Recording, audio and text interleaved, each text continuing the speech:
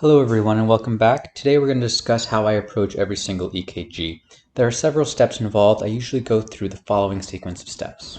So first I always go over the rate, followed by the rhythm, then the axis, interval. I look for hypertrophy both in the atria and the ventricles, look for evidence of a bundle branch block, then I look for ST and T wave changes.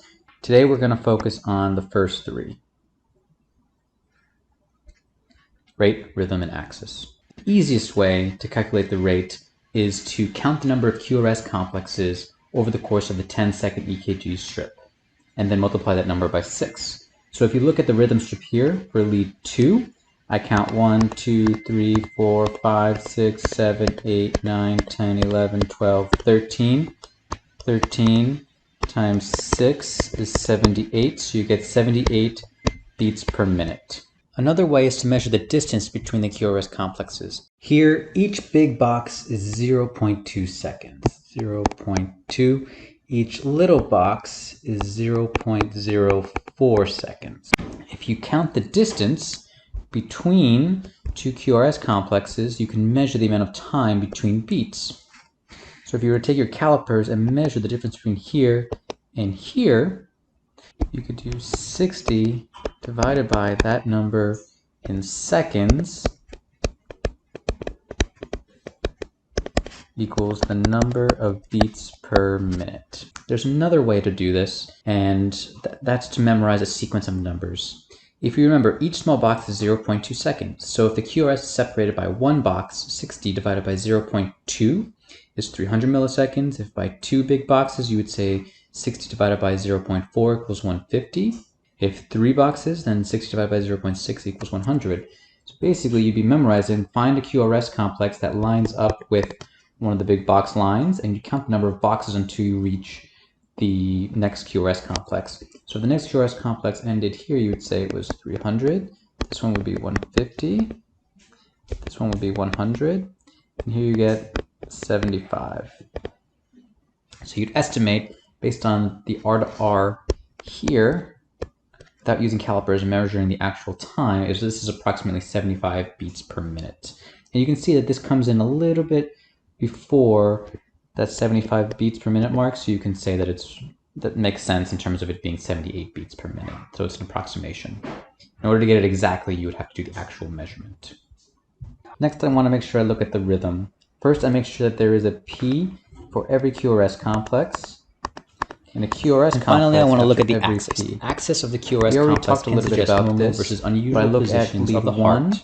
Or it can AVF to make sure roots for ventricular P waves are up. So if you review, we have, you can also verify that to coming down, inverted in AVR, upright, which is the AV node where it pauses, and then it goes down. If all four of those match, you can say that this both has a sinus rhythm.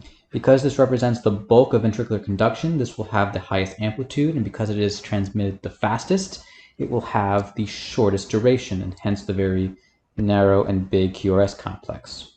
When you look at the EKG, you want to see the direction of that QRS complex to determine its axis. Let's take a look at the other EKG. So here you see in lead 1, you look at the QRS complex and it's positive, it's upright. That would imply lead 1, which is going in this direction, that the bulk of ventricular conduction is heading from right to left.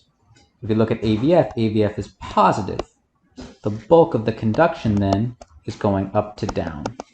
That means that if you were to graph it, the overall vector is heading in this direction, which makes sense because on the body, to shift up for a second, that makes sense because on the body, if you imagine the heart is located in this region here. This is the thorax. We'll take this.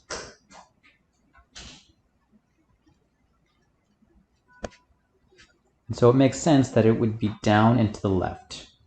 If lead 1 were negative and AVF were positive, you would have 1 going in this direction and AVF going in this direction, and hence then the QRS would be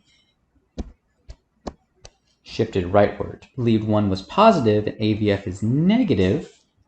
That would imply lead 1 was heading that way and AVF heading up, it would be leftward rotated. And then finally, if both 1 and AVF are negative. This is called the northwest axis because, as you can imagine, it's heading in the northwest direction, and it would be heading in this direction. The thing that I want you to remember about the northwest is that it's a very special QRS axis, and that's associated with trisomy 21 with AV canals, as well as tricuspid atresia. I don't think that'll be on your boards, but it's definitely on the pediatric cardiology boards. I think that's enough for today. Next time we'll go through the other categories. Have a great day.